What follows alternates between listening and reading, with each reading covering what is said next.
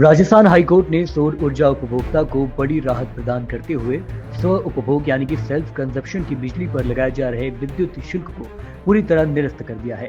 High court ने अपने महत्वपूर्ण निर्णय में स्पष्ट किया कि ये शुल्क राज्य की घोषित सौर नीति के विपरीत है और इसे जारी रखना न केवल अनुचित बल्कि नीति के मूल उद्देश्य के खिलाफ है। हाईकोर्ट का ये फैसला उन हजारों उपभोक्ताओं के लिए राहत लेकर आया है जिन्होंने सौर ऊर्जा संयंत्रों में निवेश किया है और स्वच्छ ऊर्जा के उपयोग को अपनाया है।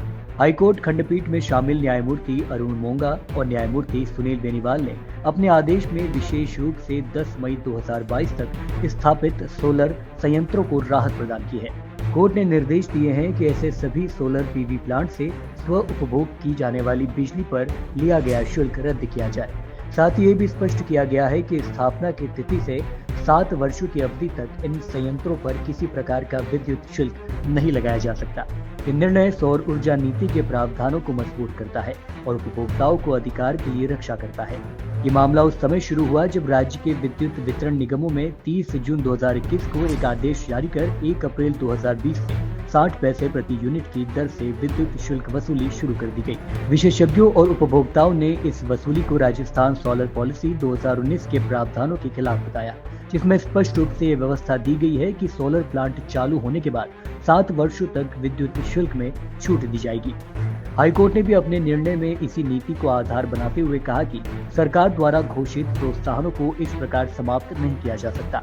उदयपुर संभाग में सौर ऊर्जा की स्थिति भी तेजी से बढ़ रही है। यहाँ कुसुम योजना के तहत 27 सोलर प्लांट संचालित है, जबकि लगभग 10,000 उपभोक्ता पीएम सूर्य घर योजना के तहत जुड़े हुए हैं। इसके अतिरिक्त करीब 5,000 उपभोक्ता बिना किसी सब्सिडी के सोलर सिस्टम का उपयोग कर रहे हैं। ऐसे में हाई कोर्ट का ये निर्णय सीधे तौर पर हजारों उपभोक्ताओं को आर्थिक राहत देगा और उनके बिजली खर्च में कमी लाएगा। हाई कोर्ट ने यह भी माना है कि सौर ऊर्जा को बढ़ावा देना सरकार की प्राथमिकता है और इसके लिए बनाई गई नीतियों का पालन करना आवश्यक है।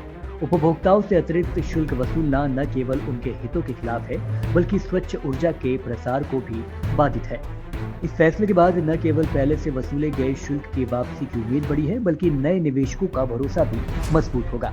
ऊर्जा विशेषज्ञ वाई के बोलिया के अनुसार सितंबर 2022 तक कनेक्शन लेने वाले उपभोक्ताओं से वसूला गया विद्युत शुल्क वापस करना होगा। उन्होंने इस फैसले को सौर ऊर्जा क्षेत्र के लिए मील का पत्थर बताया और कहा कि इससे राज्य में रूफटॉप सोलर परियोजनाओं की गति तेज होगी। हाईकोर्ट का यह निर्णय नवीकरणीय ऊर्जा को बढ़ावा देना, पर्यावरण संरक्षण को मजबूत करने और ऊर्जा आत्मनिर्भरता की दिशा में एक महत्वपूर्ण कदम माना जा रहा है।